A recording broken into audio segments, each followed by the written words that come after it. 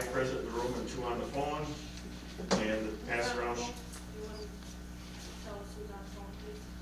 Joe Marsick and Dan Goldberg are on the phones.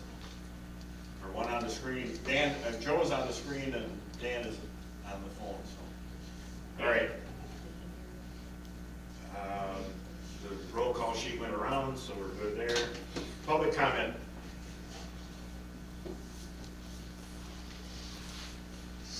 Public comment. Hearing none. Public comment. Number 3, consideration of minutes of January 4th, 2022. I'll move to approve. Second. Either one. Any comments on the minutes? Not? All in favor say aye. Aye. Against? Ayes have it. Resolutions from other counties.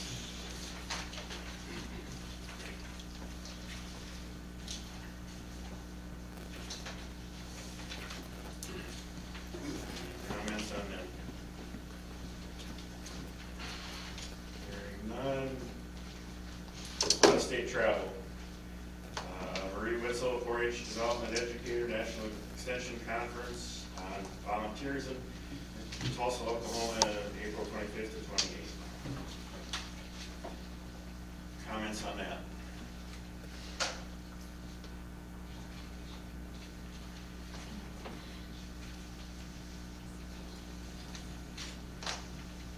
Any comments, questions? Not, motion's in order to approve or disapprove. I have no comments on all 4. I make a motion to approve all 4 listed. You want to separate them here? Let's talk about the other ones then before we move through that. All right, then I make a motion to approve 8. Second. Motion made, second to approve Maria Witzel. All in favor, say aye. Aye. All right. Out-of-state travel update memo from Human Service and Health. Becky, you have a comment up there?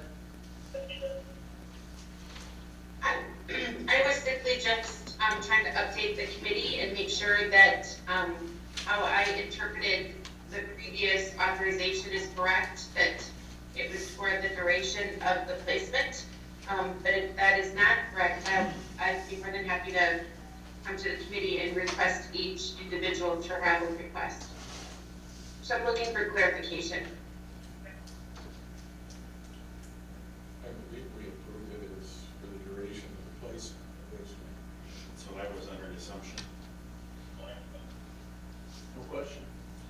All right. We'll leave it go at that. You're approved from before. Thank you. Laura Morrison, HSHD System Conference, Nashville, Tennessee, April 24th to 27th.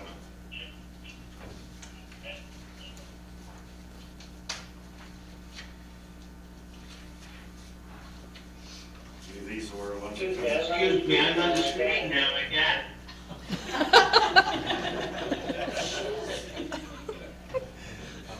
All right.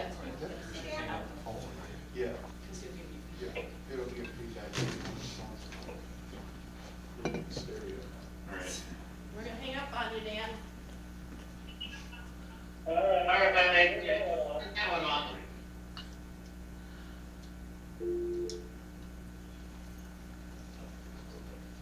He stays there. All right, I'm still here. All right, questions on 5C?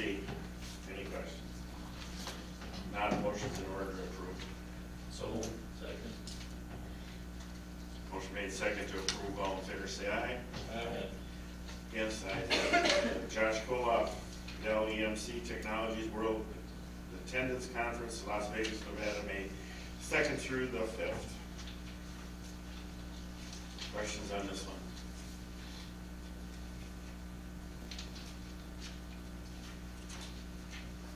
Move approval.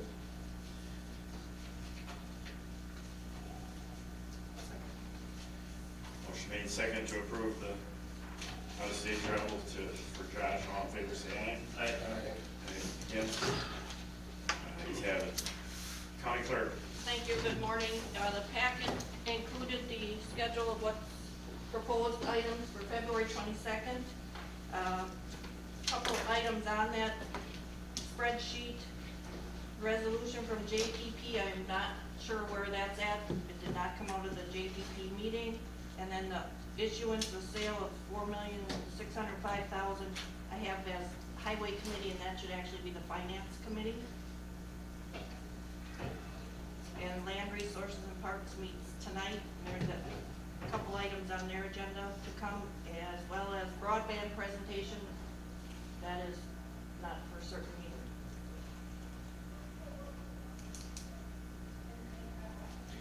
Questions on the county clerk's agenda for February 22nd? When does finance need to deal with the, 14th, next Monday. All right. and we are bringing resolution authorizing jail staff retention. I mean, you said you didn't know where we were at with that. Are we approving that to be on the agenda? No, this is just proposed, it's going, I believe, to HR and Finance. We discussed it, I don't know if the resolution's coming. Mr. Noakey.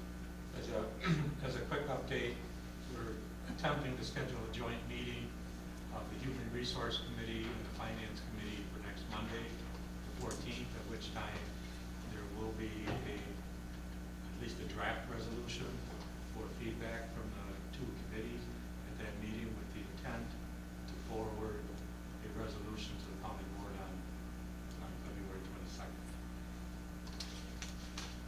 And based on the feedback from the Human Resource Committee, it appears to be that there will be a forum of Human Resource. So at this point, later today, I'd like to move forward with a joint agenda, and then after that, each committee would break off to their own separate agenda items after the joint item.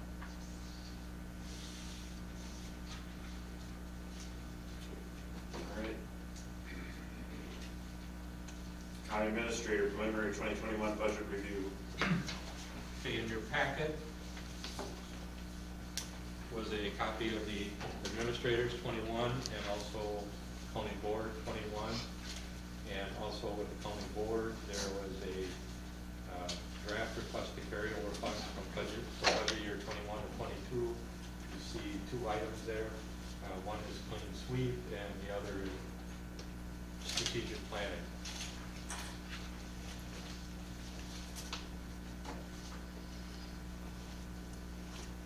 Any questions on those?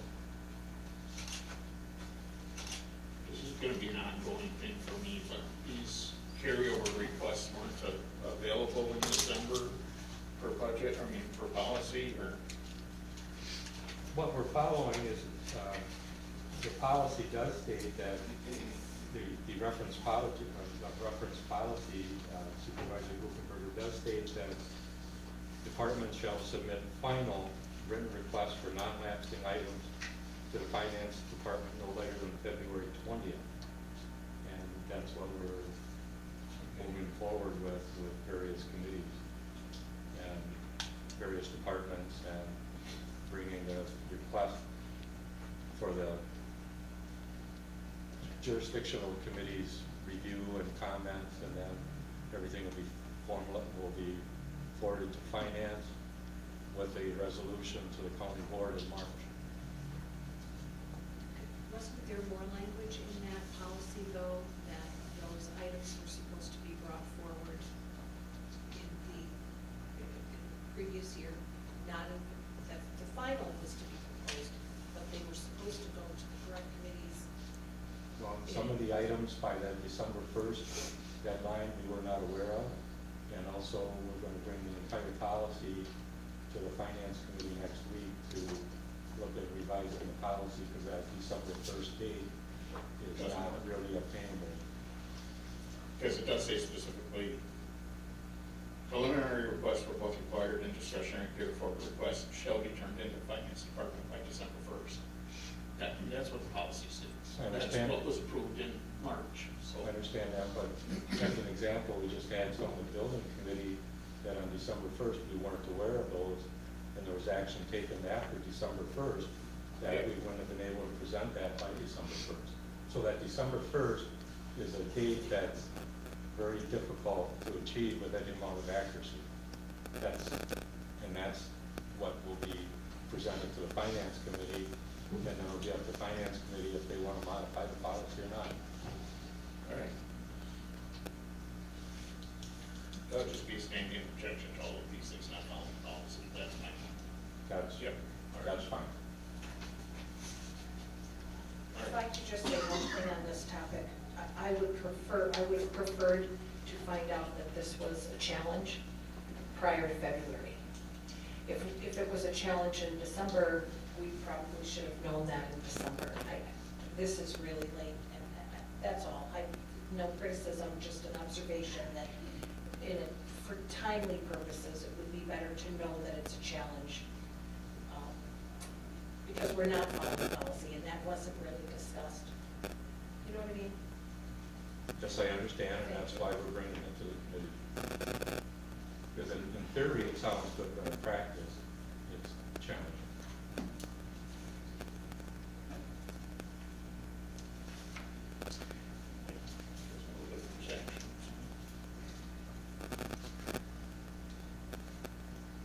Do we need a motion to carry ours forward?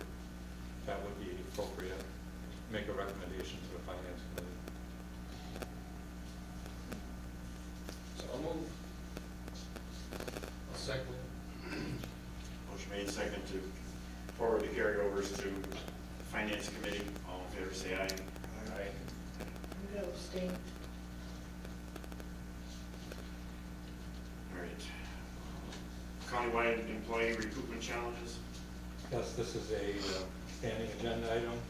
As we discussed previously, we have some challenges at Clearview with CNAs and so forth.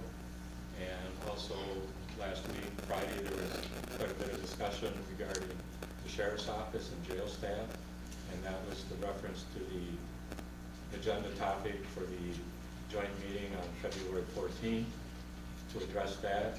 And also, there's another item, another area I'd like to bring to your attention, and that's why Becky Bell is on the call, that there was a recent development at Dodge County Public Health. I'd like to have Becky provide an update on. Thank you, Tim. So, in November of last year, we had a resignation with a public health nurse. In December, our public health officer resigned, and Thursday morning last week, another public health nurse has tendered her resignation. And so we are at a critical point in public health at this particular moment in time. With that resignation on Thursday, we are down 3 nurses, a staff of 6. And so it's really critical at this point. We have not had a lot of applications for either one of the positions of public health nurse or public health officer. And so I'd like to propose doing some type of sign-on bonus for that public health officer staff and the nurses, and also a retention bonus for the nurses that remain and the emergency preparedness coordinator. I am proposing a $6,000 sign-on bonus and a $1,000 retention bonus. As a follow-up, late afternoon Friday, Becky and Tanya Mindeman and myself had a conversation regarding this, and the intent is to follow the October 2021 policy regarding sign-on bonuses and bring this to the Human Resource Committee on the 14th, and also to discuss some type of quarterly retention for the existing public health nurses as Becky had outlined at that same time. Mr. Chairman. Becky, what are the reasons that 3 of the 6 nurses have given for their resignations? I think here that the COVID-19 pandemic has presented some challenges for the staff. I think that they all left for their own personal circumstances, but I think that COVID has been a considerable stressor. These are challenging times for public health. I guess I'm wondering how a sign-on bonus is going to address the COVID-19 challenges. That's my. I don't. Well, it's certainly not going to address the COVID-19 challenges, but it will hopefully help us with recruitment. You know, that there's still going to be work that needs to be done, but we have not had a recruitment that has been as fruitful as I thought it would be, or as I was hoping it would be. There are a lot of challenges, and if we can't get individuals outside of Dodge County, we can't fill those roles, and those roles are very, very important. And so this is just one way in which we're trying to recruit individuals to come and work for public health, similarly to the sheriff's office and Fairview. Final question. How many people have applied for these 3 jobs? Do you have that number, or is there someone here in HR that might be able to provide that number? So I can tell you that for the public health nursing positions, there have not been any qualified candidates that have applied that meet the minimum qualifications. We do have an interview set up for the public health officer position for 1 candidate. Well, I will say that I wouldn't have any objection to a $6,000 sign-on bonus that's consistent with the other policy for a nurse if we're going to be offering it for a CO.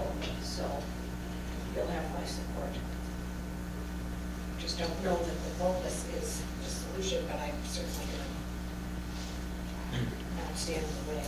With the sign-on bonus, we're not sure either, but it's to the point where with public health that there needs to be an attempt, and we're certainly open to other ideas of how to approach this, but it's following the existing policy and trying to be consistent, and we can, attempt this and then evaluate it and see what the response is, and then also look at other options that may be presented as well. That it's a fluid situation, and we're not sure what the answers are, but it's incumbent on the county and us to attempt different options. I will say this, Jim. If 50% of our nursing staff in public health have resigned as a direct result of COVID-19 challenges, I think it really behooves us to dig down into what the specifics are and what we can do as board members and the county to address those concerns.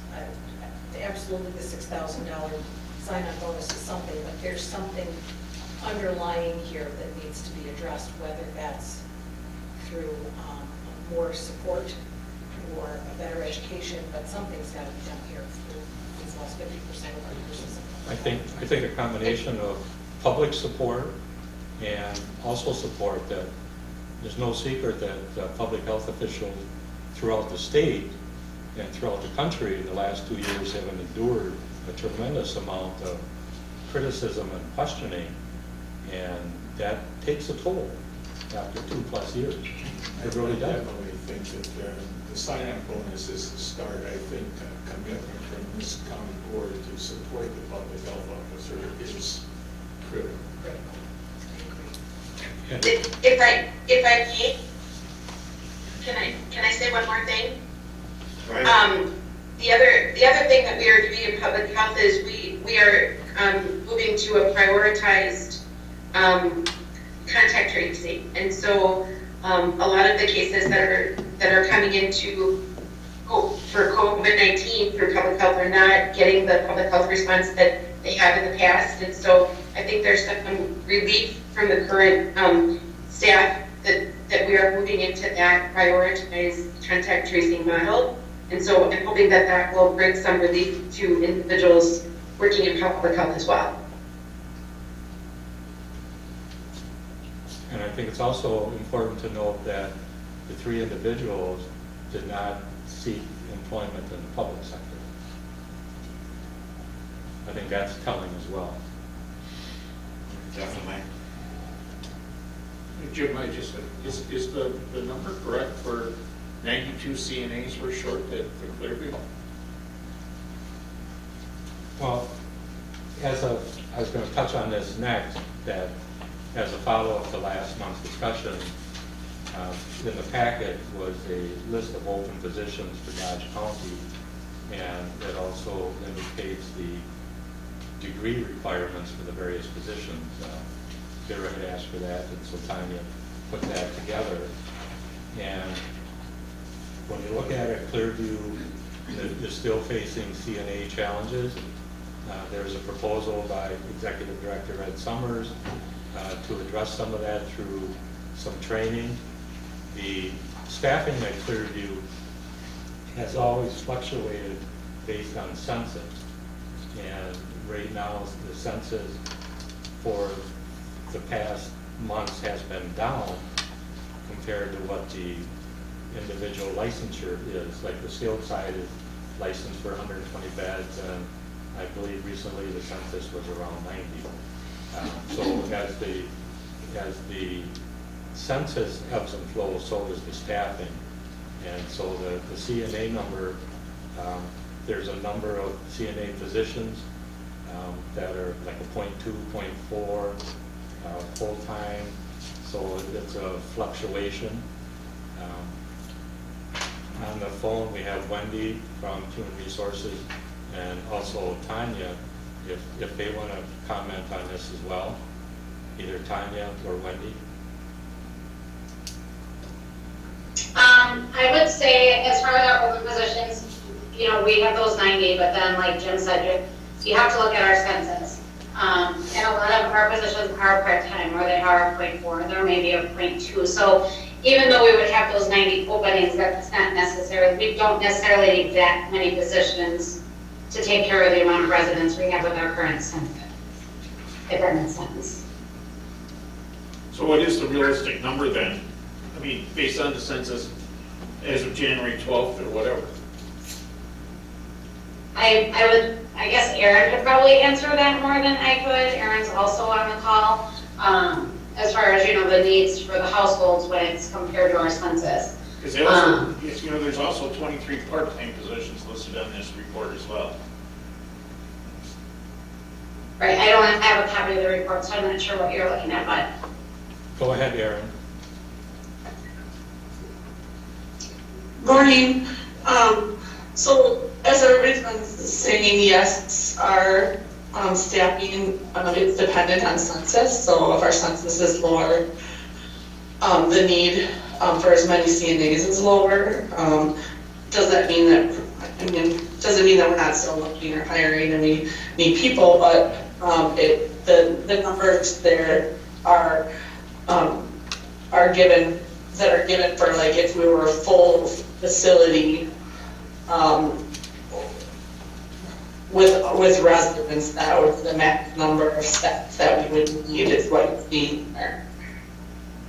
I believe. I don't have, like Wendy, I don't know what you're seeing. I don't have it, but if given our open shift report, then that would be what you're seeing. I don't know. I'm presented a report at an executive level, and I'm told that we're short 92 people. I'm trying to understand, is that number real or not? Who knows that number? Who's So those are presenting the number of positions we have open. So what that means is on our open positions report, we have rotations. So you have one rotation where it covers maybe one end of the week and one that goes opposite that covers the other end of the week. So in an ideal situation, like Erin's saying, yes, those numbers would make us fully staffed, where we would be golden. You know, we would always make sure we have coverage and people could get their vacations. Do we need that many people right away? Not necessarily, but if our census numbers increase, yes, that would be, to me, that would be the number of employees that we would need at Clearview. Erin, when was the last time we were fully staffed? At Clearview, at At Clearview. Mac. I don't, it's been years. I mean, we used to have, way back in the day, I mean, there used to be a waiting line and, you know, to get into Clearview and things like that, but that was a long time ago. I think times have changed and healthcare's changed, so I don't know when the last time we were fully staffed was. I can't give you that number.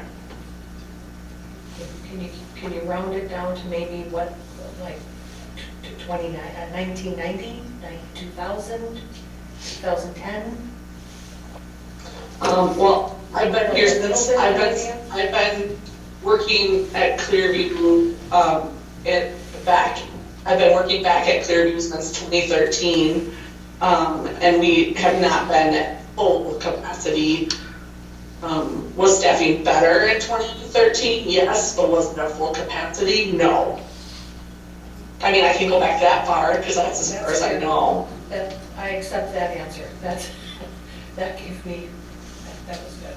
I think, I think this number represents approved positions, fully, with the Clearview full, no overtime and vacations taken at the end time. Is it a reality that we can do that? Probably not. But I think this is what it would be if we were ideally fully staffed and the facility was full. I'm never one to mix words, okay? We claim we have recruitment challenges, yet we can't even define what the challenge is. That number on the piece of paper, I've asked now several times, what is the actual number of people that we need? We don't know what that number is. You didn't say it, neither of those two people on the phone said it. Well, it's gonna vary week to week based on census. Happens in every facility, that's medically related. But, so, do we have half of that facility closed down? No, Oh, so, there's, are we providing quality care? absolutely, Topmost, without question. Without with question. 100 fewer people than what we need. Without, the level of care for the resident has not changed. It remains top-notch care. That's the bottom line. We are not compromising care, and we will not compromise care. Might we be at a point, especially if we haven't been fully staffed since before 2013, where we have to change what our staffing expectations, or maybe the guidelines in .2 position, .2.4, .6, so that we can meet some of the challenges that we're having at Clearview while not expecting 92 more people, because clearly we're not going to be able to get there, so. Well, that's part of the overall plan, and that's why there's a .2 position or a .4, that some individuals are not seeking full-time employment. Some individuals maybe only want to work weekends. Maybe some only want to work, not work the night shift or the knock shift. So with those, so that Clearview's always tried to be flexible as far as meeting the needs and also filling those needs with individuals who are interested in working that type of shift, whether it's full-time, that's 40 hours, or whether it's 10 hours a week, or something varied based on childcare needs. Some people want to work nights and not days. So there's so many variables that goes into that. It's not as straightforward as staffing one of our other departments. There's been challenges there ongoing, and as Aaron had indicated, even when when the new build opened up in 2012, was it absolutely full at that time, or was it fully staffed? There's always been an ebb and flow. As Supervisor Kuchenberger stated, that's part of healthcare. But the Health Facilities Committee talks about this each month. As you saw in the ARPA proposal, that Summers has some initiatives there regarding CNAs, LPNs, and we've also talked about funding that internally versus trying to wait for ARPA. And I think there's an opportunity to fund some of those, some of Ed's issues there, that have them funded internally versus trying to wait for some type of outside funding. So the Clearview staff is trying to be proactive to address this, but it hasn't always been easy to do that. But they're continuing to look at different options and, trying to move forward.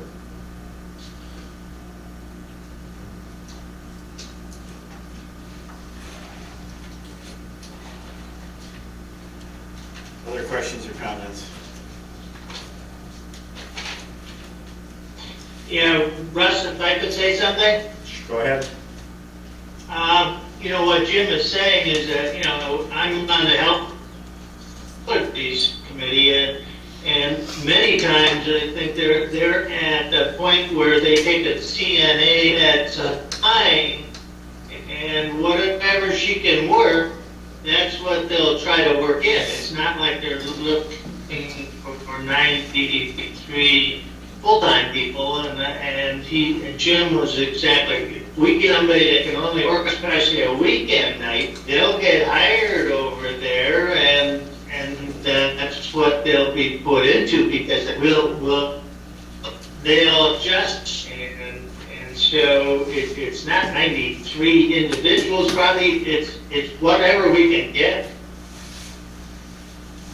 Just, Dan, the report says 90 FTEs, which stands for full-time equivalency. So even if they're working 2 hours or 8 hours a week or whatever, it's still factored into 90 full-time equivalencies. That's the number we're looking for. So if you have people working part-time, half a days, that means it's 180 people you're trying to hire. It's still FTEs. Now, I've been on the Health Facilities Board since I started, and the 93, I don't know where that number come from either, but I think Clearview would take whatever they could get, and I wouldn't have ever expected to get 93 people.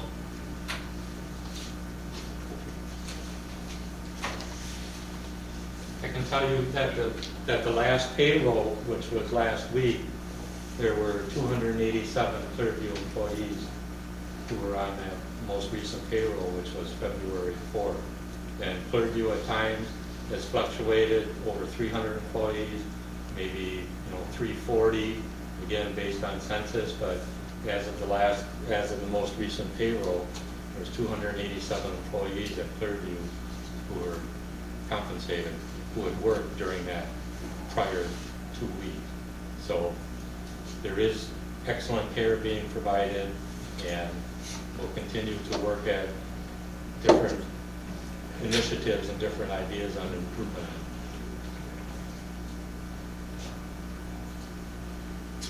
All right. Update on Human Resources Director. We're still on track to have a resolution presented to the Human Resource Committee next Monday, and I anticipate there'll be some type of announcement before the end of the week prior to that resolution. All right. Emergency Management.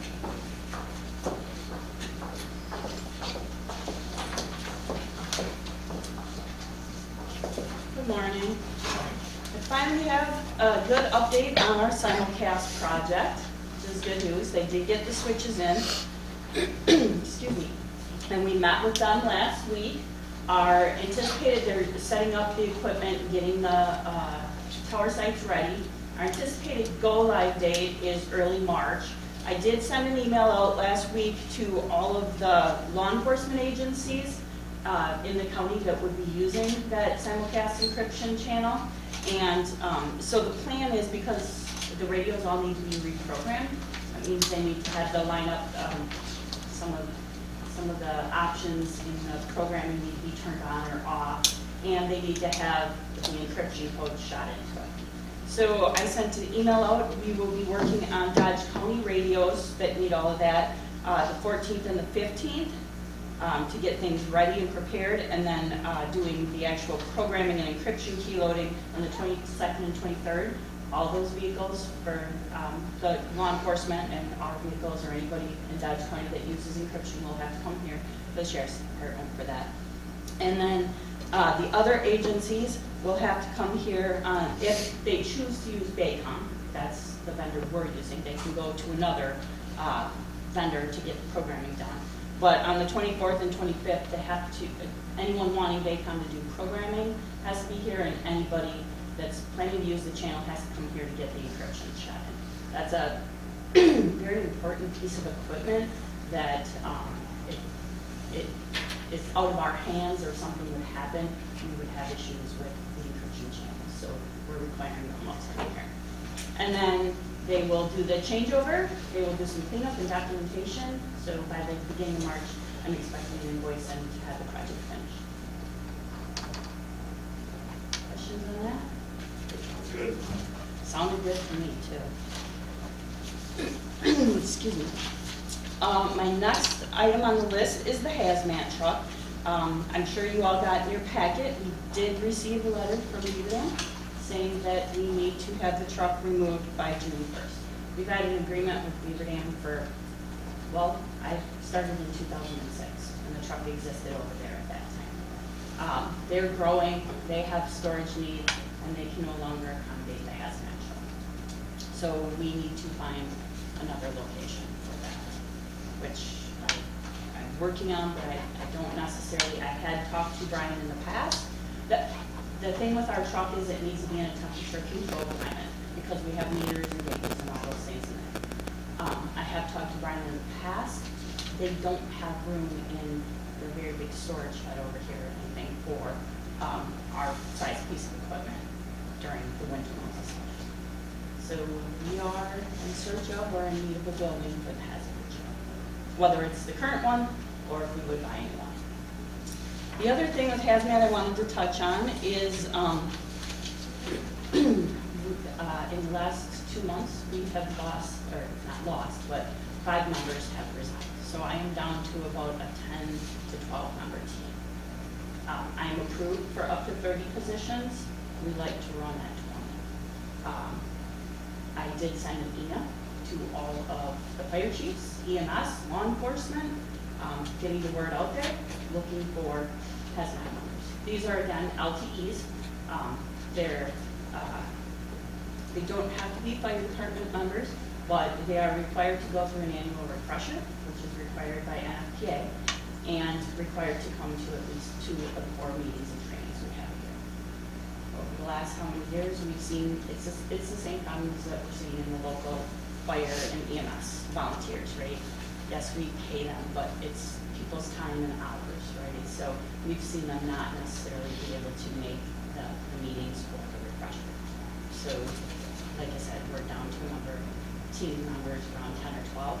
That's going to be my concentration before looking for a new truck. Obviously, I will still keep my eyes open. If something would come up in Wisconsin, we will look at it, but right now I'm concentrating on numbers. It is advertised out on the website. I did send the link out when I sent the email out, so. Questions and thoughts on that? Just about the resignations, you're saying that the resignations are because of Time. time and time commitments. It was all of those were time commitments. And being a team that has to work together during a high-stress incident, they recognize, our team members recognize that if they aren't able to make the meetings and aren't able to attend things, that's an important part of being a team. So they selflessly, that was the word I was looking for, decided to stop. What are your recommendations to bring this back up where you need it to be? Right now, like I said, it's very similar to our volunteer fire and EMS, the time thing. I do have some contacts out there. I have had a few phone calls. Every time we go to an incident, we did have an incident in, not this past Sunday, yesterday, the week before in Parkon. that we responded to. 3 members that, besides myself and Joe and our team coordinator, 3 other members were in attendance. We were able to remediate. I used that opportunity to pitch to the local fire department. We do go out and do some recruiting and some show and tells. It's just, again, it's that part-time, and to be honest, most people, unless they're in that type of industry or a firefighter or something like that, don't have a huge interest in desire to go through that. Every time we go to a business that we work with that has, like ammonia or anything, that when Joe goes out to do their after facility visits, he talks about the hazmat teams. How many incidents did you have in the past year, roughly? So we just had one last weekend. Probably in 21, we've had, off the top of my head, 2 maybe. It's not a huge response, but when you get the call, it's a needed response. You have to have somebody. The state mandates that we have, every county has a hazmat response. Some counties contract for that. Some counties have their own local teams. There's an array of how people deal with it all over the state. There is also a state network or a state system. So that night, knowing we only had 3, what we were facing and handling, I did make a call to the state and say, this is what our plan is, this is what we're going to do, but if we come across something unexpected, I would have to activate the state response tiers, meaning they would call in a neighboring, almost like mutual aid, under the state guys to help us. We do have surrounding counties that have teams, we work with them, so we are covered. That's not as much. We do have ways that will cover the calls, it's just we're getting down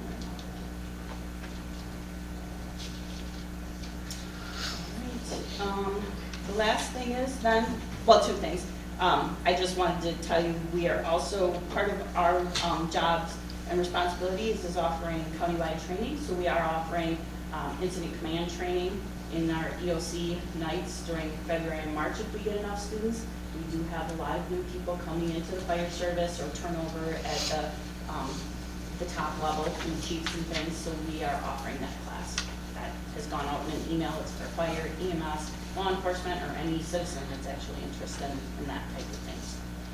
And then lastly, the update on the IEMC. I did send out an email in December that the dates have not changed, and we are planning to host the actual training. The first 3 training days will be hosted at the country club in Waupun, the Rock, I think it's called, what they refer to it as. We'll have our training days there, and then Thursday, the opportunity, because we're able to host it locally, we're going to have everybody be able to go to their actual, report to their sites where their EOCs would be and where they'd actually be working in incidents. So there'll be the DOC, Department of Corrections, will be opening up theirs, the city will be opening up their EOC, we'll pull the mobile command up there, the hospital will be playing at the hospital, and a lot of it's going to be that communication, how that works when you're not all together. A lot of times when you talk about it in tabletop and work through it that way, in theory, it sounds great because you're all together and it works that way.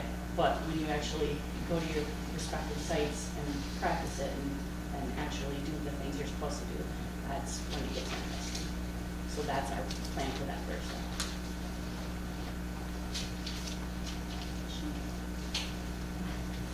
Thank you. Any other questions for Amy? Clerk, Counsel.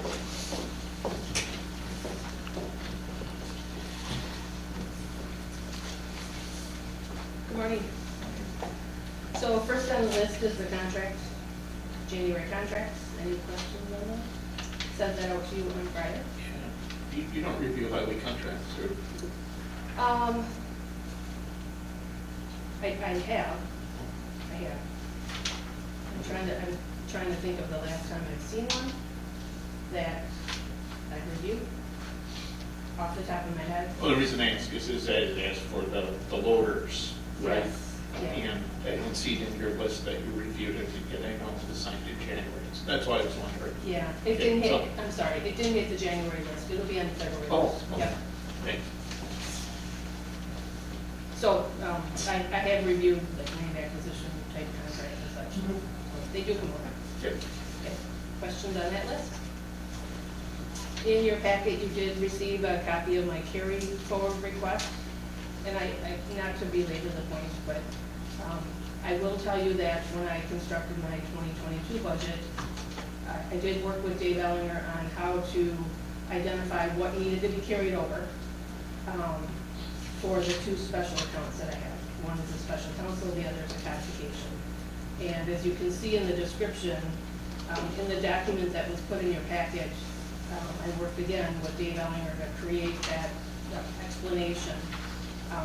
I do welcome and appreciate the fact that it sounds like the Finance Committee will be talking about that policy, because it is pretty tough in some cases, not necessarily in my case, but in some departments.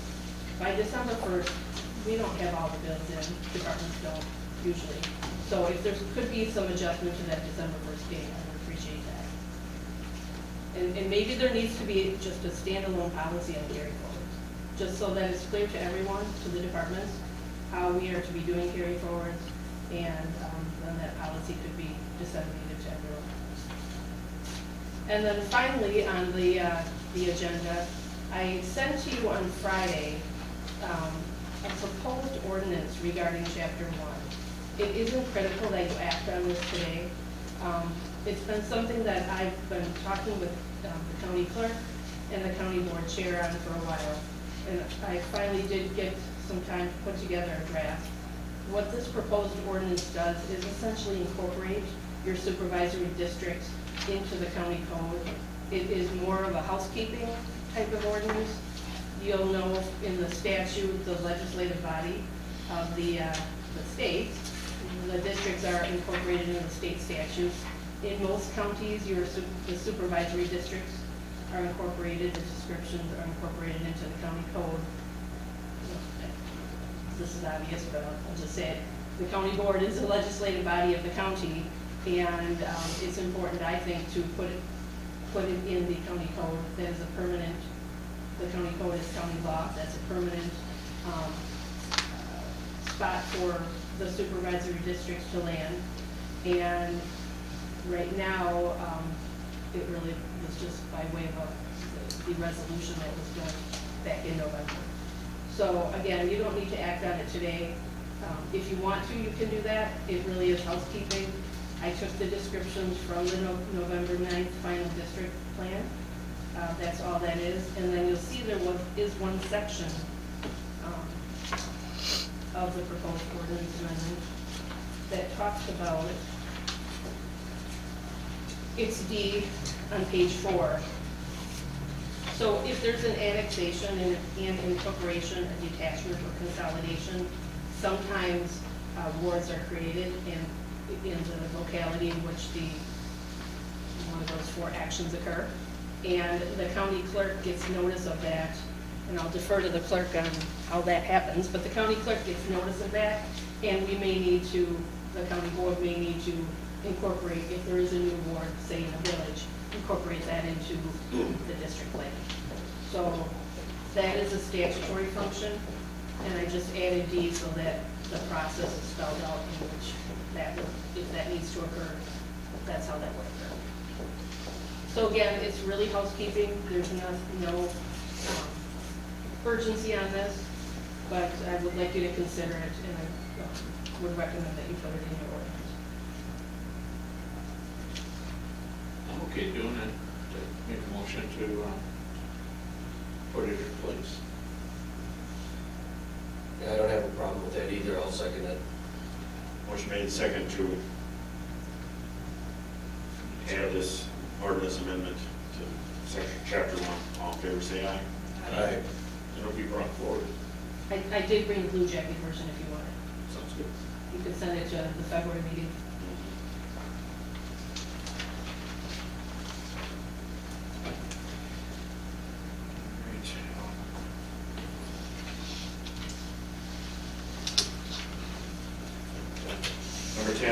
Provincial Medical Examiner Services, Green Lake County.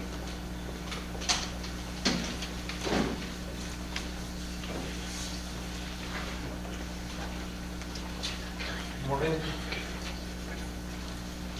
In your packet, you'll notice that there is a memo and a draft agreement. In January, I'll just kind of summarize what it says in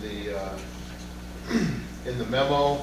A couple of weeks ago, Green Lake County contacted us regarding the possibility of providing medical examiner services for Green Lake County.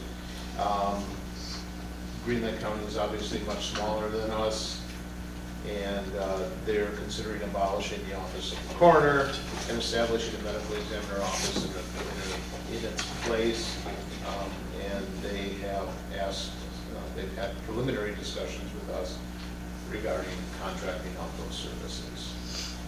The previous coroner, actually the previous two coroners, one coroner left after he got sick.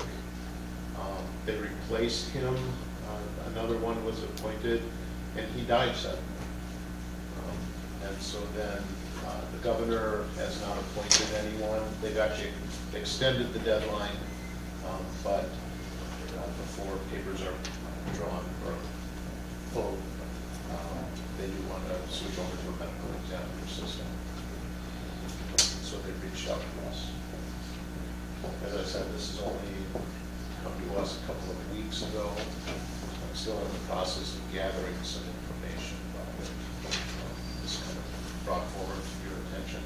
It would have to be approved by March, by the March County Board, actually by both county boards. Yeah, I think we had a little discussion on this last week. I think this could be a win-win situation for Dodge and Green Lake County. Correct me if I'm wrong, but I don't believe each county has to have a position. It could be jointly used. Can be jointly used. Every county has to provide either coroner or medical examiner services. Whether it's held jointly or not, there are some counties in the state that do contract out, so this is not unique. Currently, Washington County contracts with Waukesha County. They have for several years. Brown County used to provide services for Door and what's to the west of there, Oconto. And then when the medical examiner in Brown County retired, actually Dane County took over those three counties, which is a haul. I don't want to get into that, but that's those are the counties that I'm aware of right now. So it's not a unique thing.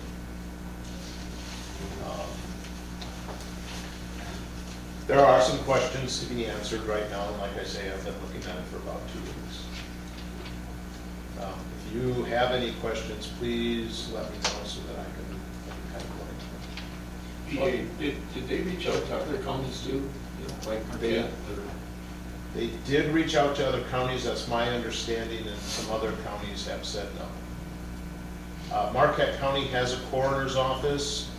Tom Wasgard is the coroner there. I don't know if they reached out to him specifically. I don't know. Do you know, Jim? Not sure. Not sure. Knowing Tom though, I mean, I've been in this business a long time and I know most people in the state. I don't think Tom could handle it or probably would be interested. Tom has been coroner, and I don't know if he's been as long as I have been around, but probably as long. I think he's getting close to retirement, and he's a small operation as well. So I think he helps out Green Lake occasionally, but I don't think that he's interested. Waushara County, I believe, has said no. Amanda Toma, who's in Waushara County, she used to be the Green Lake County coroner. She actually left Green Lake to take a full-time position in Waushara County. It's just her and one other person there. And then Fond du Lac County is right now doing autopsy services for probably a lot of other counties. 10 counties to 12 counties, so I know that they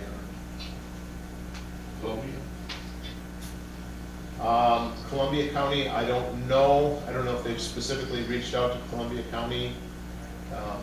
They just got a new medical examiner.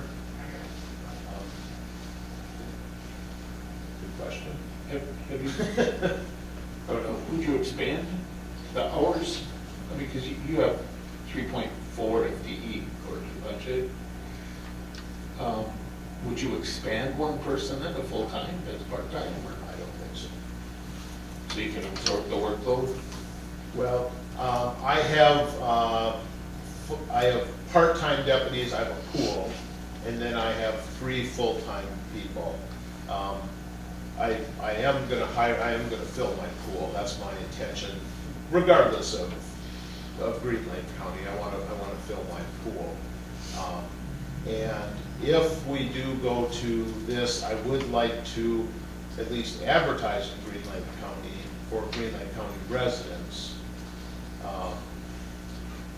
I did send an email to Kathy Schmidt this morning, who's their county executive, to see how much success they've had in the past, and she said that generally the coroner has either kept on who's been there in the past or kind of brought on people that they like. I don't know how that goes with recruitment or not, but I know Bill Smith, who's been there, who's now acting, who's the deputy coroner there now. He's been there for quite a while, and Bill is probably getting close to retirement. I know he's not interested in being coroner because he didn't put his name in to be appointed. So how many associates would Green Lake need to accommodate the consolidation of the 2 counties? I mean, what we're trying to eliminate is travel time. I think that's... Oh, I agree. That's one of those things I look at. So,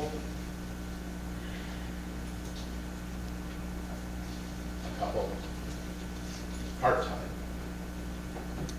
There'd be no need for a full-time person in Green Lake County. Green Lake County has a population of 119,000. Their deaths are about 250 annually, roughly, which is significantly lower than ours. Sorry, I don't remember how many cremations they do off the top of my head. Significantly less than significantly less than ours, let's say 150, 175. So there would be no need for a full-time person. The 2 of the funeral homes in Green Lake County actually have Dodge County locations. So like in terms of cremation views, we try and work with those funeral homes to do body exams for cremations here in Dodge County.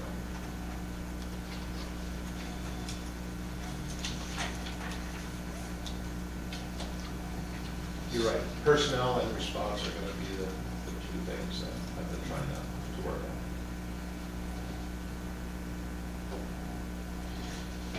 on. Well, thanks for the update. We'll have to see what progresses. If you have any other questions, please let me know. Call me or stop by so that I can start to address those. Number 11, American Rescue Plan Act. Couple short updates. The Dodge County filed our report with the U.S. Treasury on January 31st. The report indicated that the obligations incurred to date are $74,625. That was the broadband study. And expenditures through the end of 2021 totaled $50,674.33. And that is again the one to the broadband study, Design 9. There's another report due at the end of April. And also in front of you today, I printed out a hard copy of a document issued by the Wisconsin Counties Association. It was actually issued yesterday, but it was dated February 4th. So it's a summary of the final U.S. Treasury rules, the 18-page document that's been prepared by the attorneys for the Wisconsin Counties Association.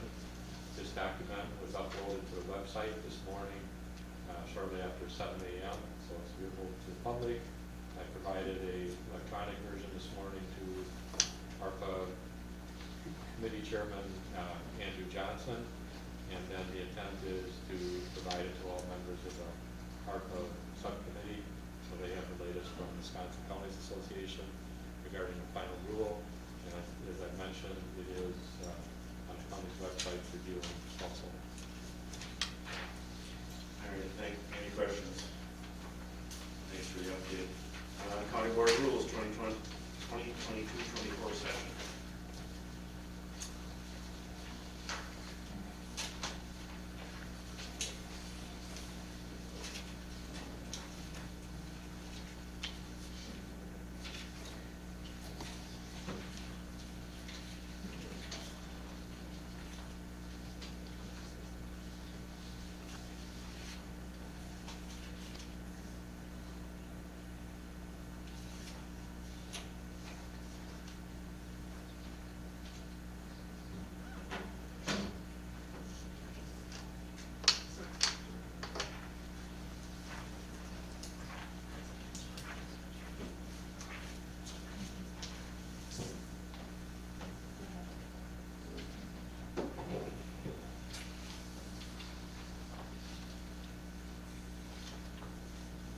Jim, you got this draft copy with all the changes that we've talked about so far. Yep, I did the draft. Karen Gibson and I met, and we went through the minutes and then our notes, individual notes. I think we pretty much captured everything. I will tell you that, just kind of looking at the draft here, that was in the packet. If you look at number 26, we specified what was in the minutes. My note said that I should elaborate and indicate what should be in minutes. So that's what I did with 26. Remember 29, you asked that that be left blank, so that there should probably be some discussion about how many meetings supervisors should get paid for if they're not on the committee. Remember that discussion? So I left that blank. And then the other thing that I'll just point out that was not discussed at the executive committee, but I did make the changes. When Karen and I met, we went through all of the list of committees that's in the rule, and we just updated the numbers. And, for instance, took off Thrive, took off Civil Service Commission. So we just did some updating there.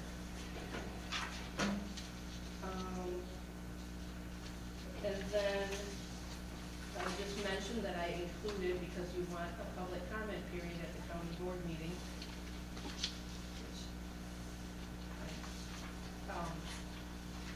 You may want to rethink that, but I'll just suggest that if that is the direction that you're headed, and you really do want a public comment period at the board meeting. I attended other county board meetings, and I did find in both Ozaki County and I can't remember another county, the board has adopted rules or guidance on how a public comment period should go. And I'm not necessarily suggesting that it be incorporated in the rule, but I did prepare, without being requested to do so, prepare a proposed policy for public comment period. I think it would be something that if you're gonna want to have a public comment period at a county board meeting or at county board meetings, it would be good to have a policy on how public comment period should be conducted. As you all know, a lot of times it is up to the chairs of the committees to make sure that the public comment period is orderly and appropriate. I think a policy like this, I would recommend you consider it. Doesn't have to be exactly like this. county policy. It's pretty good. And the county board chair there, in the last, I don't know, 6 years or so, had adopted that policy. And it is handed out, it's posted on the website, it's handed out, it's available. When I was over at an Ozaki County Board meeting, it's on a green sheet and it just sits out everywhere in the county board. So I'd recommend it. Karen and I would recommend it. Can I include you in that recommendation? Okay. So that's all I really have to say about the rules. I know you have a fellow supervisor who may have emailed the executive committee or No, I just. put something on desks for you to consider additional rules, if you want to take a look at that. Instruct any, need to make any changes, we could do that. It would be a good idea to get your rules adopted at the Mercer County Board meeting, to get the next board, the new board settled, and as you know, rules can be changed throughout the year, but it is a good starting point for a new board. You all have the experience, the county board has the experience about how it operates, so the current board sets the tone for the new board, if you will. Kim, have you reviewed this list that I was given here today? Supervisor Houchin gave me a copy of it. I did go down the list. I had a couple of comments for her about what, for instance, she's asking for public comment. I told her it's already incorporated in the rule. The first one refers to ethics, so. That's 1959. That's the statute. And the first one on the list is about abstain. Robert's rules, as you know, says you can't compel a supervisor to vote, nor can you compel them to abstain or not vote. I think individual supervisors need to self-police. And 1959 in the statute is the, I'm not going to say it right, but let's just say Public Officials Ethics Code. If a supervisor has a conflict and shouldn't be voting, that's up to the supervisor to know that. I think you're all governed by 1959, so you ought to know that. I don't know if you need rules on that. I know there's a mention in the proposal that town chairs or town board members or village board members may need to abstain. I'm not sure that I agree with that necessarily. A county board is made up of all a diverse group, and, you know, if you're a town board person or a mayor, for instance, something comes before the county board, you're sitting there as a supervisor, a county supervisor. You might have some interest in, and I'm gonna tell you, you're gonna face that with ARPA. But, you know, a mayor is advocating for his community. He's also advocating for his community within the county, and he sits on the county board. I think more 1959 has to do with personal gain. Personal gain, if you have a business and you are putting a contract forward to the county board, you ought to be abstaining. You may not even be allowed to put that contract forward. Does that apply if you have a spouse working for the county as well? I would say that 1959 covers that as well. Definitely. We've had that with county board members abstain because their wife worked for the county. And I've had that with even a wife who was an elected official and her husband was on the county board. He typically would abstain from anything having to do with, for instance, setting the salary of the elected official. So, you know, nobody at the county administrative is gonna know each supervisor's personal conflicts or personal situation, and nor should anyone at the county be expected to know that. It's up to each supervisor to self-police and know what 1959 says.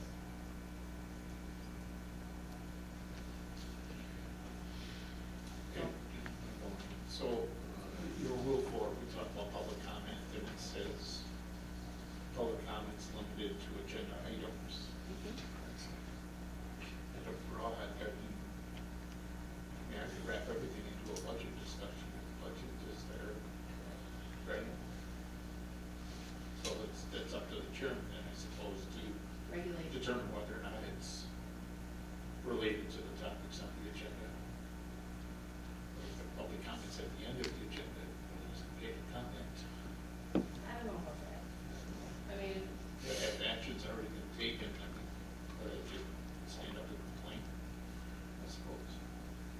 government isn't participatory, it's representative. Yeah. So if a citizen has something, a concern about something that's coming up on the agenda, they have to come on their supervisor Prior to the meeting. Prior to the meeting. prior to the meeting. Okay.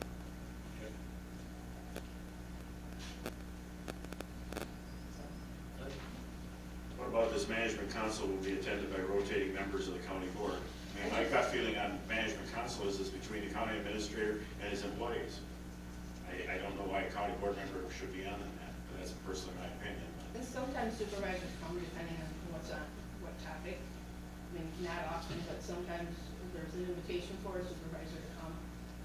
I just mentioned to Kathy, I don't know that we need to have that in the county board rules. It's not really how the county board operates. If a supervisor,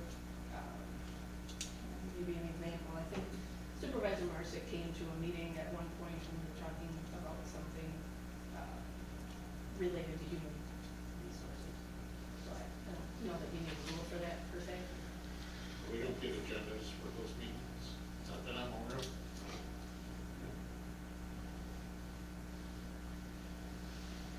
Can we regulate when the meetings happen, like whether it's daytime or evening?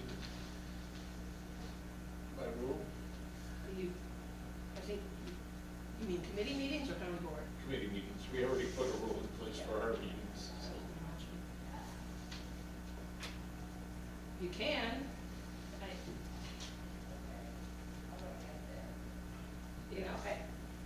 I think that's gonna be a tough one, because you have typically 5 members on a committee meeting. One of the first things that I recommend a committee do when it's newly organized is, hey, what's a good time for everyone? You know, and try to, it's gonna depend on when people are available, when supervisors are available.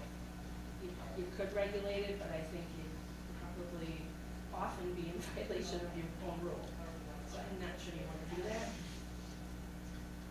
I don't want to speak for Supervisor Houchin, but, you know, I think she's suggesting at least try to have some meetings at night.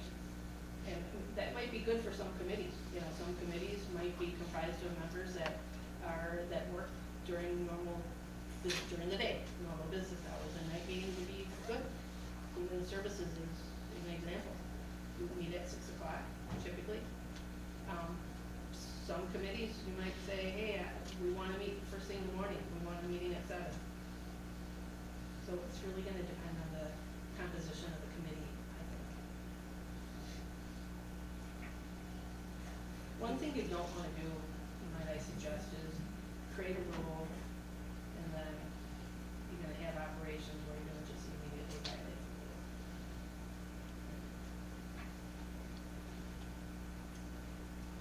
I think we got a lot of feedback over the course of this session about not being accessible to the public. And one personal observation is, in response to the HR meetings, was I'm finding they're very long and a lot of employees are in attendance, and I guess I would personally be curious if that's if it's efficient for the county and the county business, and maybe that wouldn't be a good meeting to put after hours. That way, if anyone who is concerned, who has a personal interest in the outcomes, they can attend on their own time rather than county time.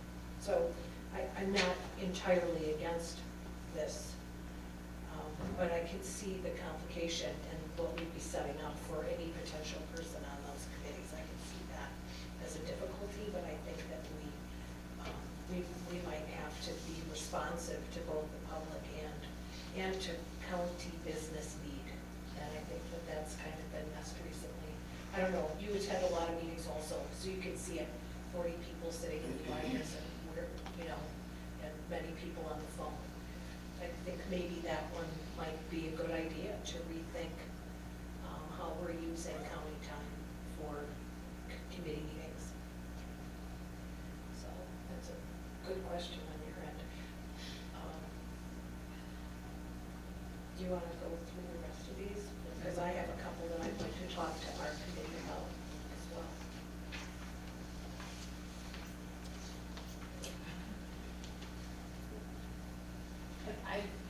don't want to speak for Kathy, so she's more than welcome to join me at the meeting.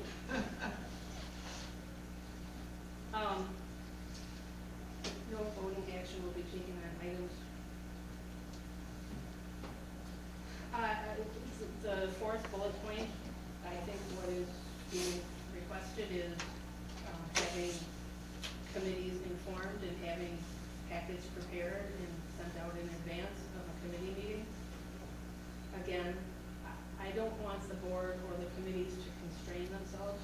For instance, let's just say that chapter 1 ordinance amendment that I proposed today is urgent and we needed to do something. You wouldn't be able to act on it if you had a rule like that. There are some things that we can't prepare all the time, like 48 hours, 1 week in advance. You want to have committees that are nimble and be able to be productive. So I'm not opposed to a rule like this, or even just maybe not a rule, but a direction that in preparing agendas and packets, that's the guidance to be given, that documents need to be in packets or disseminated or provided by a certain time. One reason I did that was, I don't know how many times you go to an agenda and you go to the packet's empty, or there's only one thing in the packet. But really, when you get to the committee, they hand out tons of things, and so to avoid those empty packets. For me, it becomes very difficult to make an informed decision if I'm handed a 48-page document at the beginning of the meeting and then someone says, do you have any questions? Well, probably. I haven't had a chance to read through it yet. So it would be difficult for me to do my job. I agree with also there has been direction given and it has not seemed to dissipate the document dump. As a participant in the audience, I can tell you how difficult it has been to get a copy of what's being provided. That too has been a difficulty. If it's in the packet even 24 hours prior to the meeting, at least people who are in attendance or planning on attending can have access to it. I think access is important. But with the new, when we go to the iPads, everything will be there 24 hours before. It won't be sent out. Which is happening. It will be available because of that iPads. And that's not a problem. Right, you're jumping the gun here, I think, because of the new system and starting in. I don't think that's what they're saying, sorry. I think what they're saying is, you go to a meeting and you're handed things, just because they have an iPad, doesn't mean that's gonna go away. If there's a rule, it will, or if they're told to, I guess, we create these rules when things in my mind are common sense. If you're going to a meeting, don't hand things out, it should be in a packet that's online. There are a couple committees doing exactly what they're saying, and if they just quit doing that, we wouldn't need a rule. It's true. It's very true. But it will help with the iPads, because then it can be out there the time before, but then you have to stop at the meeting handouts. And maybe it's a matter of, I know committee chairs work with staff to prepare agendas. Maybe the committee chairs should be policing that as well. You know, just a suggestion. I think the guidance should be that anything that's going to be presented at the meeting should be to the county clerk to be posted on the website 24 hours in advance if at all possible. There may be something as an emergency, but I think that should be guidance, not necessarily a rule.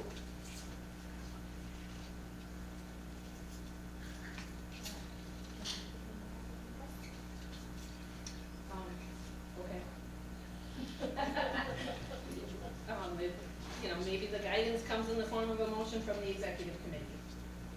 I don't know, if you don't want to roll. I tend to agree with the county clerk. You already got 50 plus rules, all in response to things that needed correction and weren't being corrected by direction. So that's where these rules keep getting created, because they're not, the requests for direction are not being, applied. Yep. And there's unevenness, which is, you know, I think if I'm going to an executive committee meeting, I should have the same expectation as a land resources and parks meeting, or a JPP meeting, or an HR meeting, and that consistency is, I think, very important, both for the board and for the public, and then, of course, for the staff, that the same expectation should apply regardless of who's chairing, and regardless of who sits on a committee. So, I mean, I'm fine with there not being a rule, but the expectation, there has to be, this has come up 3 sessions in a row, and to me, that says we're not addressing the problem. So if it means putting a rule in and then taking it out next time because everybody was able to comply, I'm okay with that as well. But I do see there's some consistency to requests from last term and the term before that tell me, as a member of this committee, that there are concerns out there, and we should at least be addressing them timely. And if it means a new rule here or there, then that's unfortunate, but that's how rules are created. So, there's 7 of us. I'm open to anyone else's suggestions, so. May I just suggest that perhaps we have an agenda item at Management Council so that all department heads are advised of this concern? And then also, if I'm allowed, to do supervisor orientation at your May meeting, or at a subsequent meeting. I would put in a slide for committee chair. Committee chair should be facing the table. I think that's a good idea, that's what I was going to suggest. And see if it improves. Maybe we need a little education as far as what our duties are. Like, who's the deputy ball getter, which are your expectations.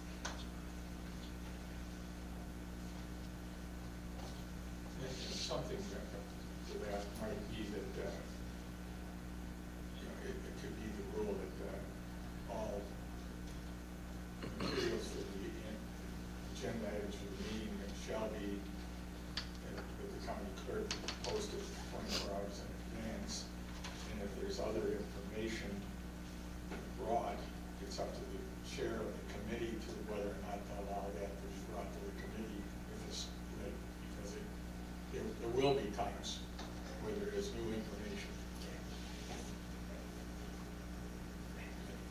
That's what Jim's got. Jim? Just a question of point of clarification. As an example, yesterday, this email came out with the WCA guidance, and so I made a hard copy. It was not possible to put in the packet last week because it wasn't available. So I put it on supervisor's desk and your committee desk this morning, and it's been posted on the county's website.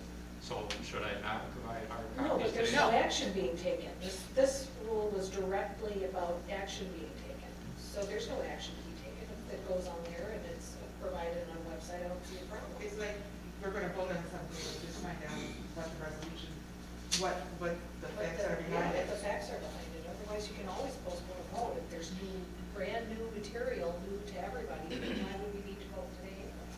So then, just another point of clarification, I mean, finance at times has been meeting on Mondays, and so for the 24-hour period, if we're working on an issue, say Eller sends out some information on bond or Quarles and Brady, and it comes out Friday afternoon, and the meeting's Monday, that's going to be less than 24 hours, so then does the finance committee not take action on that on Monday, or should we not have committee meetings on Mondays? I'm just trying to understand the 24 It's a fair hours. question to ask. I don't know. Fair question to ask. That might be something that we look at, not have Monday meetings. Right. You're gonna have, yeah, That the might be Monday the- meeting might be an issue, and you're gonna have exceptions. You're Right. just gonna have to. I mean, borrowing is a great example. We don't get that information until sometimes hours before the meeting. The finance finance committee and the county board meeting. You're not gonna wanna handle And it. that number changes. Yep. Jim? And the other thing on some of these committees, I know building committees has been trying to do quite a bit, and sometimes the information comes in like the day before regarding a bid or a project. Maybe trying, instead of trying to move things forward in an efficient manner, the building committee meets twice a month, so that we eliminate that issue. And maybe some of these other committees would have to meet twice a month to eliminate that. I mean, I certainly understand and respect the comment, but I also would like the understanding that things are very, very busy, and department heads are trying to accomplish a lot within a time frame. And we apologize if some of the information isn't out there a week, but maybe we're guilty of trying to move things efficiently and too quickly. And just, I guess maybe the message is internally we need to slow down because we're not meeting your expectations regarding some of the documents.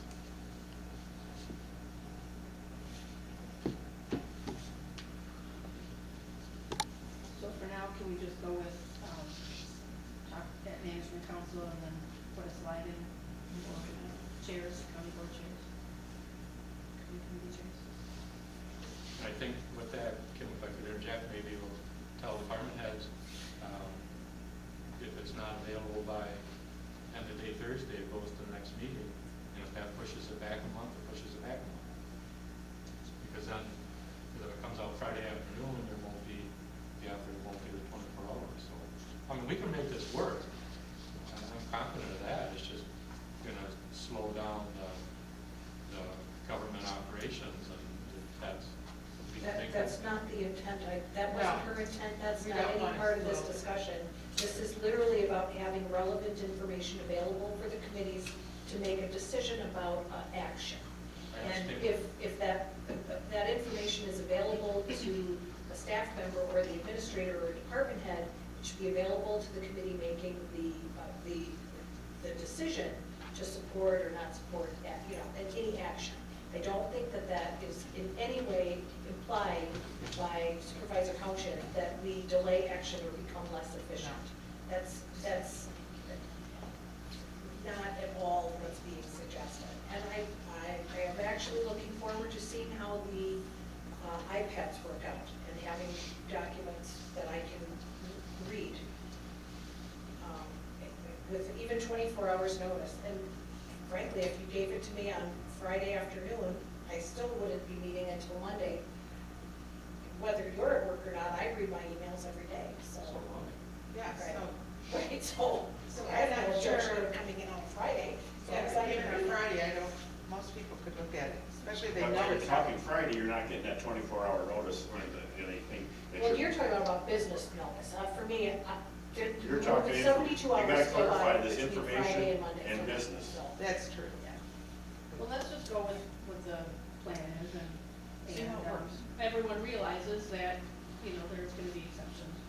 And you all won't come down too hard on somebody that has an exception, if they can justify it, right? It's a borrower, you're gonna justify that exception. And if there's a department or a committee that's consistently not getting there on time, we need to address that. Yep.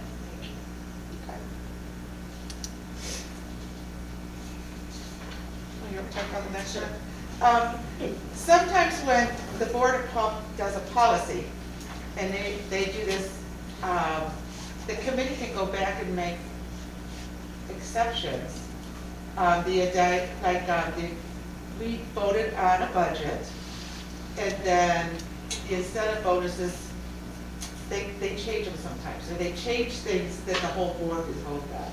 If a change comes to a whole board, if a policy is in front of the whole board, then the change comes in front of that same board, and not, the committee shouldn't be able to make it. would it be satisfactory to at least have the information in a letter at the county board meeting? Would that, if there was a small change made at a committee level? So we at know least the if change there's was made. something- Sometimes changes we don't know. So, Go ahead. So for instance, the McGrath study, that came to the full board, that got approved. But it really is the subject matter expertise that rests with the Human Resources Committee that should maintain the conflict. And so if there are changes, and another good example would be the incentive bonuses, that did go through the relevant committees, right? And so to your point about a report, maybe there needs to be, and I know this happens often, you all know this, there are things laid on desks. Hey, just so you know, this is what happened at committee, a memo or, so maybe that's the solution with that. So we know that they made a change to what we voted. And, you know, the budget is a different animal. Right. Okay, if you're gonna do a budget amendment, that's gotta go through finance, and that comes to the board. I'll say specific to compensation, I have concerns about this not actually being financially vetted. At the HR committee, they're making decisions that are not actually being vetted and thought through, and where's the money coming from? That stuff doesn't seem to, and perhaps those might have to be more joint meetings between the finance committee and HR. When it comes to, those are big ticket items that just seem to, if they're happening every 2 weeks, and it appears that sometimes that's the appearance, that maybe there needs to be a change in process. I don't know that it would require a rule, but I think that it's definitely something the executive committee should discuss and maybe move forward with the prospective committees. So I do see this as it's a constant. It isn't like compensation is not coming up at least once every 2 weeks. And those changes do cost a lot of money, and that money has to come from somewhere. And finance should be asking those questions. If it's happening at HR and no one on HR is on finance, they wouldn't even be communicating what's being discussed. So It does happen from time to time where finance will give a report, or it is an agenda item in finance. So finance is kept up to date. Maybe the Green Lake County issue is a good example. That was brought here just for your information. There's no action needed.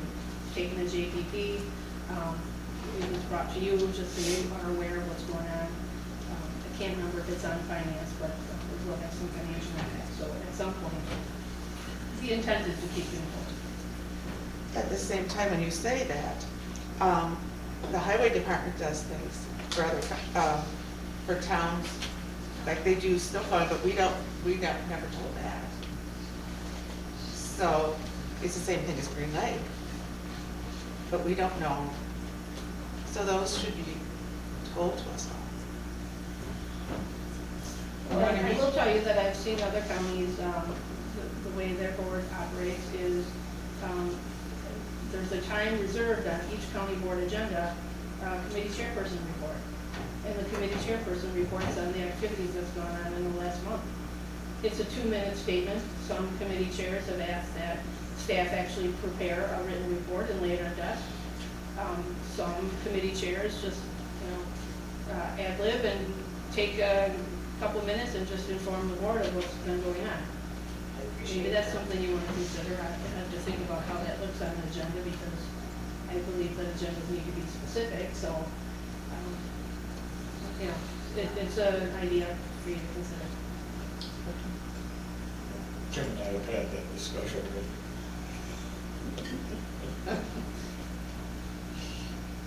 And then the public comment, we don't need to talk about because we already have that. But the wage adjustments, it seems like we're adjusting wages at HR continually. And that really goes up the budget.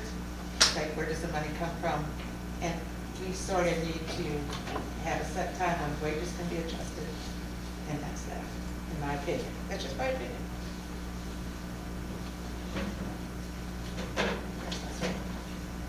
So, those are just opinions of ideas. And some of them don't need to be rules, you're right. But we need to work within our structure. Thank you. So, I have a request, or at least for discussion. It came from Karen, actually. And she asked a question several meetings ago about the written essay after attending the annual WCA conference. And so I'm wondering if we can just remove the written essay requirement and just have it be whether it's a verbal report or something that, I don't know. There isn't anyone else providing a written essay except for the people who attend the WCA conference. So if she had concern about what the, like what the consequence was, and I thought that was a fair question.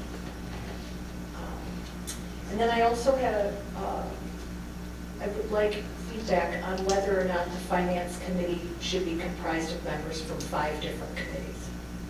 I see, even in today's discussion with HR and Finance and Highway, these are big, if we could maybe have the Finance Committee be made up of members from 5 different committees, I think we might get a better application.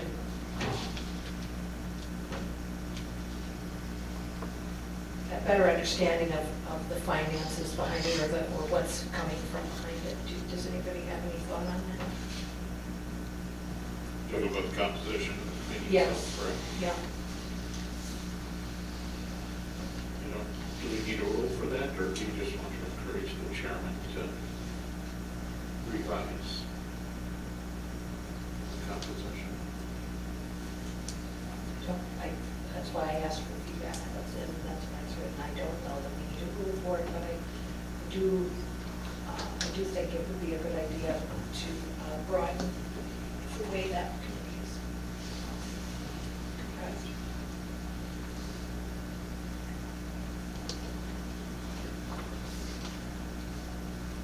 Nobody has anything to say. I don't think we need a rule, but I do think that when the chairman puts out the committees, it's one of the things that absolutely needs to be looked at. Composition of committees, communication on committees. I think executive committee members need to be spread out over all the committees in the county. I mean, some counties have it that the executive committee is made up of certain county board committee chairs. Of the committee chairs, right. That's how they got an executive committee. They don't elect the executive committee No. as such. No. That's a whole other thing I want to. Yeah. Very much so.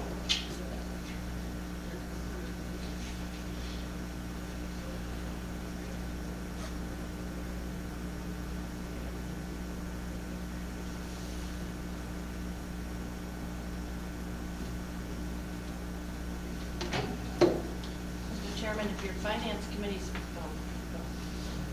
made up of chairmen of other committees, chairpeople of other committees, you won't have a finance committee until those other committees meet and elect their chair. Right. Or, that's, and that doesn't happen until May, whenever they meet in May. Right, and I think Russell was saying the executive committee. The executive committee. Made up of those chairs, not the finance committee. I don't know how they get their committee, I think, if my understanding of Columbia County was that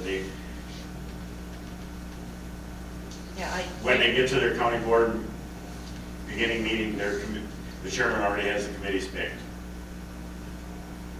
Because they only elect the first vice, they don't elect the executive committee, so then, that's the way I read their thing, and I've asked about it once too, that he already has them picked, and they're going, so. Where the counties work, see, because you used to be over there, now they haven't done that, but if you were the first vice, after 2 years, you went to chairman. It was automatic. Well, my comment was in regards to Supervisor Sheehan Malloy. I thought you said the finance committee could be the chairs of other committees. Just A thought. comprised of, from different committees, so that there is a more varied compilation of that committee, and also you can get the background from even someone who's sitting on that committee, and you wouldn't have little blocks. You know, if there were, with regard to the vetting things financially, if you have 2 or 3 members who are all on, for this purpose, Health and Human Services, they're pretty much are going to be able to control a lot of the action of finances. If people are comprised from different committees, I think that it might be met with approval. Lack of a more articulate way of putting it. If I can comment on it, please. I'll just throw my 2 cents on that question. Is that I don't know why you want to have elections on finance so much, but the executive committee, I could see taking the election out of that and putting it as chairman's to guarantee more different committees all have a say. And I don't know which committees you would put in there, but that might be my thought.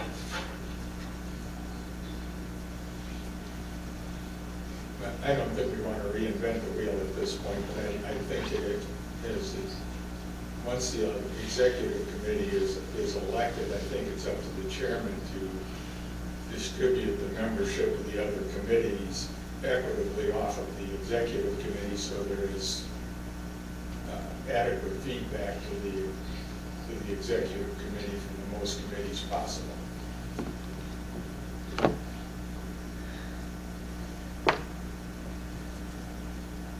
And I think it did help years back when we went away from electing the highway committee, because then the chairman was already, hands were tied, then 5 people were on the committee, so there was 5 out of the mix of people. Yeah, I remember, so this way, the chairman's hands were pretty much tied, then 5 were gone already on one committee, so. Gotcha. You know, that was not a good essential, so. All right. So what other thing do we need to do to get this in final draft, Kevin, for March meeting then? I would say, if you look at Rule 29, you need to decide what you want in Rule 29. And then if you're agreeable to all of the other changes, we could get it ready for your next executive committee meeting so that it can go to the March County Board.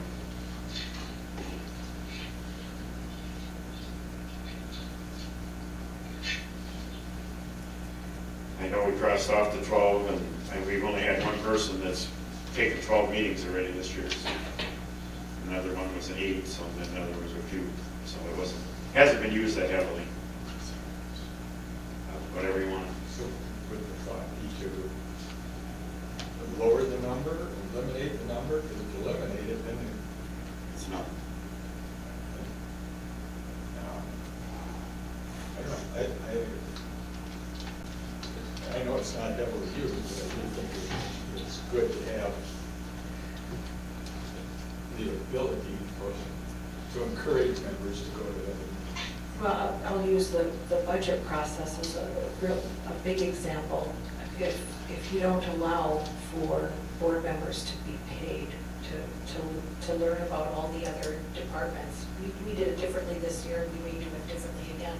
But I also have concerns with such a large turnover of board of supervisors. There's a lot of education that I'd rather encourage than discourage. So I don't have a number in mind. I just brought it up that perhaps it should be lower than 12. So. Want to put 10 in there? I thought it was 6, but. Okay. I don't. You mentioned that 8 was the next one in line from the 12, so split the difference and go with the 8.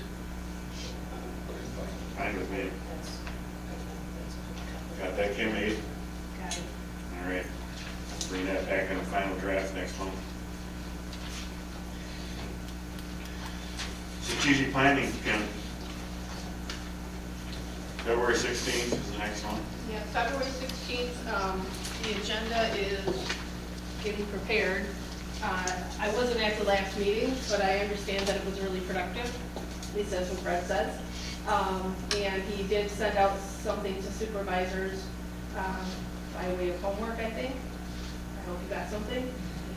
He really wants to finalize your mission, your values, and be really specific about defining the values. And he did offer, Russell and I were exchanging emails with him, and he did say that you may want to have a March meeting as a final polish on the plan. So I leave it up to the board if they want to have a March meeting. He's offering to do that. Then I asked him, because I do think it's important for the board to have a process by which you regularly maintain that plan and bring forward new ideas and have a discussion about modifying your strategic priorities over time, whether that be quarterly, once a year, but I do think you don't want to shelve this, please. I think it should set the direction for the board for the future. I think part of the discussion we had with Brett was that a lot of the ARPA discussion was going to take place prior to the finishing up in March. And I think that's why we decided to look at that March meeting. Because I think it really, a lot of them cross each other. Dovetails, yeah. And Russell and I did have a conversation with him, or an email exchange, because he did want to come to that February 1st meeting.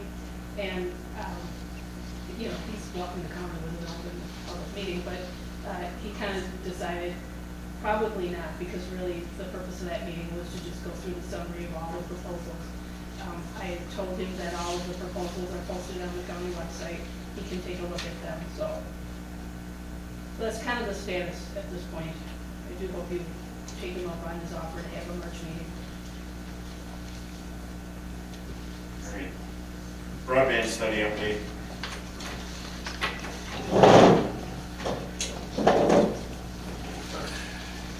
Good morning. As you know, about 2 weeks ago, we had 2 meetings. One of those was a joint LRP IT committee. That was the consultant came out and presented the draft, very still preliminary study. I realize that hasn't been put on the website yet. We'll try to get that out there today or the next couple of days. The meetings have been recorded, and those are on the website, so if you want to go back and take a look at those. They are set. We did about 40 people, or over 40 people attended those, either virtually or in person. We had a good cross-section of people that did attend, including at least 3 service providers, so we're getting them discussing, and we know that to be successful, we're going to have a partnership with them, so it's good to have them engaged. The initial draft that they did put out only had the one fiber route recommendation. We have since talked with them, and they will do a full county-wide recommendation. They focused on kind of the southeast to south central area based on population density and based on the survey results of underserved areas. But they will be looking at, we said we needed county-wide, so they will be doing that. They are set to present to county board in February.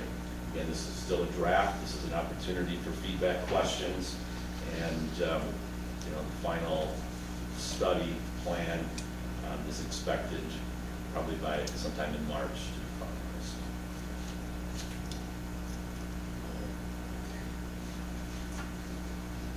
That's basically status of it.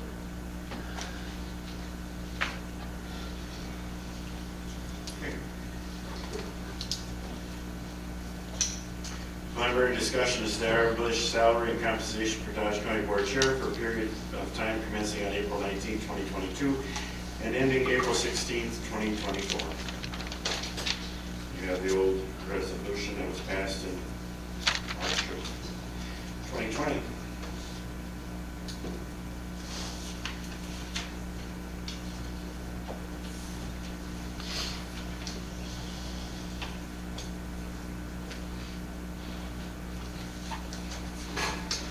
comments on that? Want Kim to bring one back like that, or you want to change it, or whatever?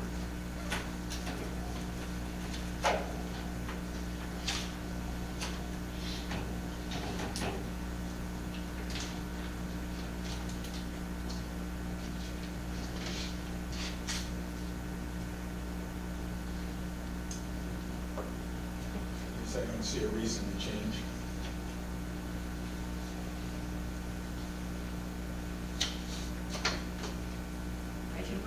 I'll bring a draft back to your March executive committee meeting. I'll bring a draft and a blue jacket version if that's the direction you want to go. You can take it to the March county board meeting.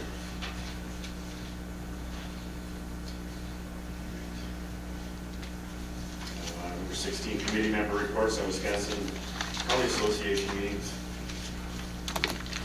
Haven't had anything lately. We have budget exchange tomorrow, Wednesday.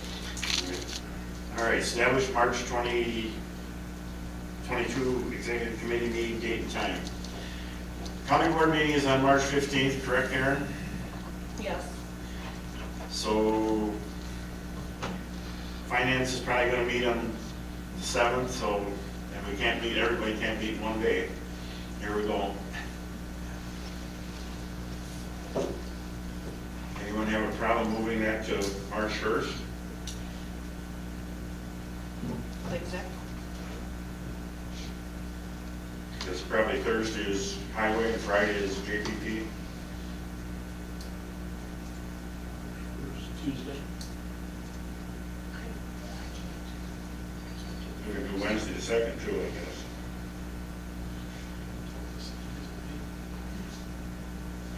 Can we meet the same day as finance? Or is that too late? The agenda has to go out the next day. That's the whole issue, so. You can meet, Schedule what you have to schedule and I'll do so it. why can't you meet the 7th?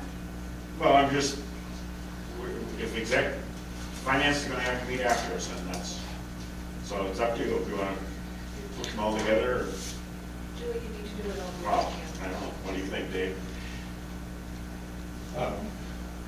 If it works for all the committee members to go on after executive finance, So it's fine with me, March 7th, if you wanna slam them all together. I didn't know if you wanted to put everything together.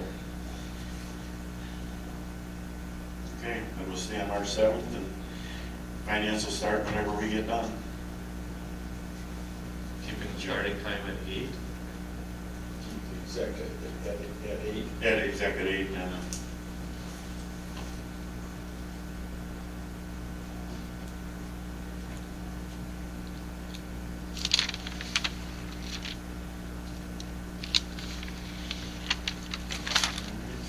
Someone's getting away from Monday meetings.